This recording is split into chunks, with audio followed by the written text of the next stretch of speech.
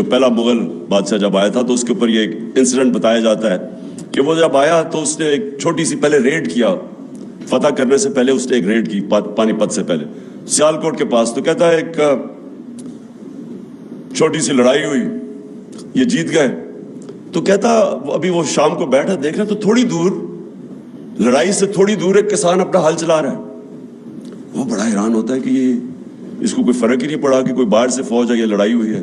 وہ کسان کو بلاتا ہے شام کو، کہتا ہے تم بڑے دلیر آدمی ہو گئے کہ تمہیں فرق ہی نہیں پڑا کہ باہر سے کوئی فوج ہے یا لڑائی. وہ کہتا ہے میرا کسان، میرا حل چلتا رہا، مجھے کیا فرق پڑتا ہے کون آئے کون جائے، کیونکہ وہ تو آزاد ہی نہیں تھا. کیوں سارا قبائلی علاقہ اور افغانستان کیوں ہمیشہ اپنی آزادی کے لیے لڑتے ہیں؟ کیونکہ وہ آزاد ہیں. ان کا جو سسٹم ہے جرگا سسٹم، وہ بیسکلی ریپرزینٹ کرتا ہے. ان کی جوری سسٹم بھی بن جاتا ہے، ان کو انصاف بھی مل جاتا ہے اور ان کی آواز بھی ہوتی ہے، وہ پھر لوکل گورنمنٹ بھی بن جاتی ہے.